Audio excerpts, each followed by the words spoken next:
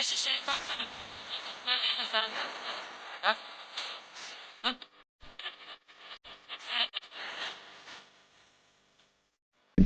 Samuel Yao Insia, Menamia Ghana High Commissioner, Ewo Trinidad and Tobago.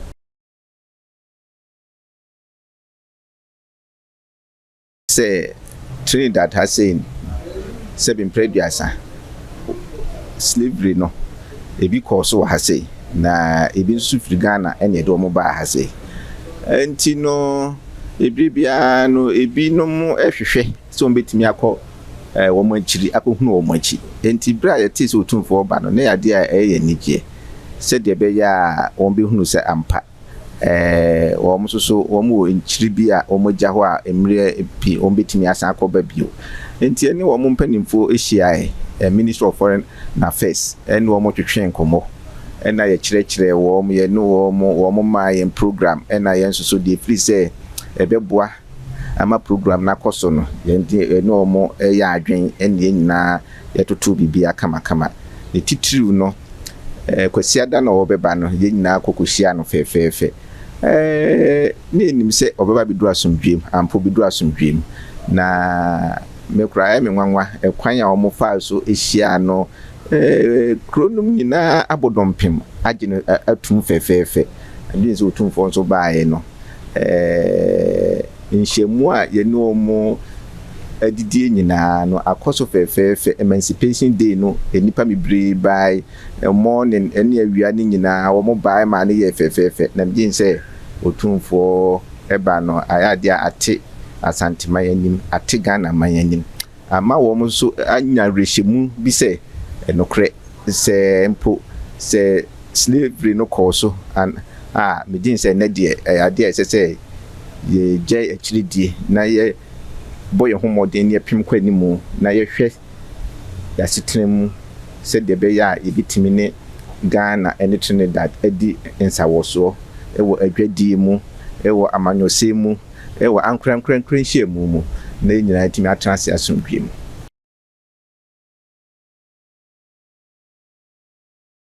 otumfo eda wo mo ase se wo mo waje wo no atumu ehia no fefefe adin se otumfo so kan se ebra wo tekunwan so na waba ha ide we kire ayonkofa a ebeda Ghana ene Trinidad for entem ene ye baako one prime minister ne president nyina ekaye afin so otumfo so esa kan bio se enne ehia se nkamu ba Ghana ene Trinidad entem if you say yenuan mu abi ne do mo ba ha se no so yade a otumfo ene wo mo kan ho asem afin so enwumesua otumfo so ne wo mo ya adwen se ese ye hwe ne enwumesua etumpon Ghana ene Trinidad nyina ebetimi a ye suapon ene wo ha suapon no wo mo nkamum na yonkofa bi meda wo ntem se de be ye school fo no betimi aba ha wo mo so betimi afiri ha akọ Ghana akọ esuade na afin so san ka kire wo se asumdwe eboa emampumtu ba enti no se so Ghana wa asumdwe ena ha so asumdwe enti se adwadi a entimi nkoso ema Trinidad ne Ghana no ade asese ye hyemuden ne pagyamu bio na afin so ye hwe se betimi anya wiemu hyanya ebetimi afiri abibre mu aba ha sei se de be ya emema nipa atimi aba ha na hafo so atimi akọ hwehwe Ghana ebinum pepre person kom Ghana enso so se ye ni direct flight nti wiemu hyanya emfiri Ghana ema ha nti no ema wo munya kwan enko nti we mu ne nsem a otumfo ene wo mu eka enho asem a begin say ifisa amle ekwe ye behwe na ya hyemudin ne atimi ehu se eye se wo mu bibi firi ha akọ ne so bi firi ha aba na enuado a ewo ye mu no ebu ebe hyeden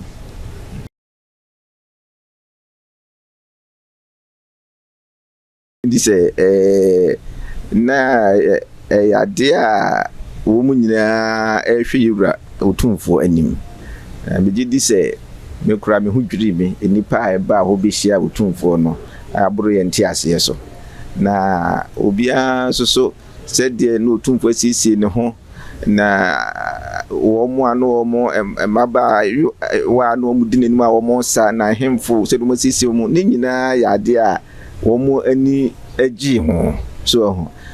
na mede sɛ kasa nso otumfo nso kasaeɛ no nso ɛhyɛ wɔn nkran ma wɔn awerɛkyekyerɛ ɛno nti na wɔn bɔ gye ne so kɛseɛ no na menim sɛ ayɛ adeɛ a asɔ wɔn ani na ayɛ wɔn fɛ ɛno nti na ma wɔn mutumi ɛbɔ gye otumfo so kakraka saa no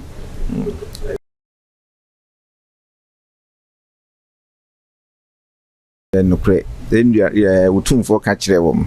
sɛ ɛyɛ sɛ wɔn aba Ghana no abɛnya majority shareholding ɛwɔ HFC a sese HFC bank a sese abɛdane Republic Bank na no otumfo ka kyerɛ wɔn sɛ no wɔn ba no ɛyɛ n'anigye because ɛfiri sɛ no nim sɛ wɔn de sikakɛsɛ bi bɛhyɛ mu na fi adwuma na HFC for yɛ no so wɔn sisi adan na wɔn ma sɛ be ahiafo timi nya bi ɛtɔ ɛtena mu no saa na nka wɔn bɛpɛgya mu afei de mo ba ya sɛ be fa osika bɛto hɔ na durumre bi apa no abɛyi osika ne treasury base no tum for si we no de ɛnya ade a ɛyɛ dada ɛna anya de a ɛyɛ ade dada na anya de a ɛyɛ foforo na wɔhwɛ sɛ nka wɔn de mpuntu mum ɛbɛba ɛwɔ adan sisie mu loans ne de nkrofo bi dimi de didwa ama na koso ɛne na wɔhwehwɛ na otumfo sisa nneɛma fa osika bɛto na bɛyi osika ne treasury bi na wɔse na ninye ho ɔka kyerɛ wɔn pɛn na nokore nso so wɔn so agye atum sampa na yɛ wɔn botaeɛ sɛ de nka HFC yɛ no ɛno na wɔn kura yɛ wɔn ani gye nti wɔn bɛtɔ bank no na nso wɔn timi nyae nti saa mmerɛ yɛ otumfo aka deɛ wɔn bɛdwene ho na wɔn apagya saa dwumadie ne mu sɛdeɛ bɛyɛ a wɔn ne Ghana fa hudi ana sɛ nkabu mu ɛwɔ ayɔnkofa ɛwɔ bank hyɛ mu no emu atumpɔn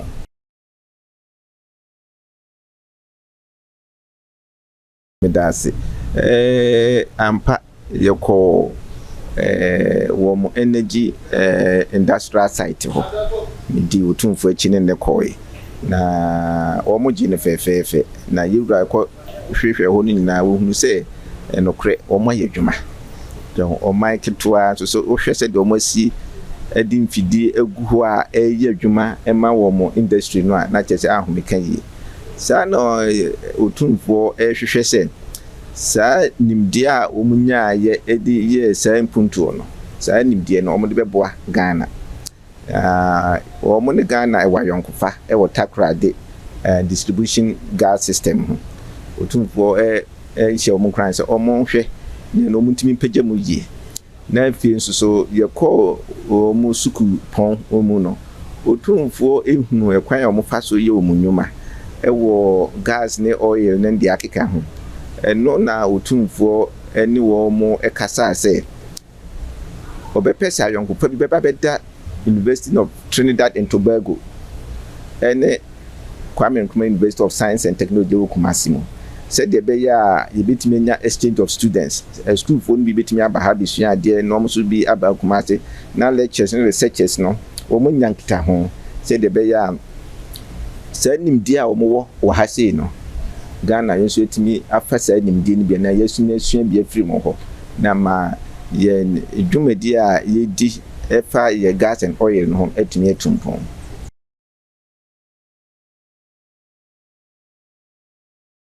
yo medase me din say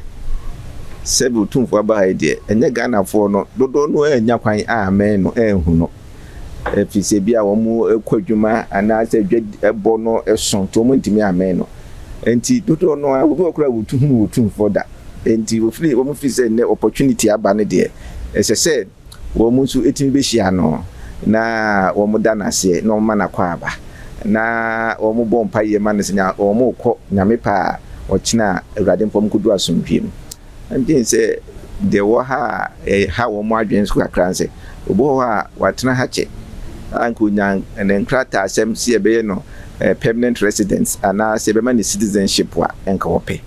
na nso so wo mo nsa intimi enka eno na medin sɛ ya de ha wo kɛse a ebia ombe bia ni akyiro tumfo no ma kyiro tumfo se betimi a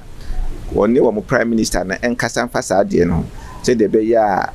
wɔn mo atena ha wɔn hu ni asɛm biara ɛsɛ sɛ nketimi ma wɔn permanent resident na wɔn tumi yɛ wɔn adwuma yie no wɔn nsa bɛka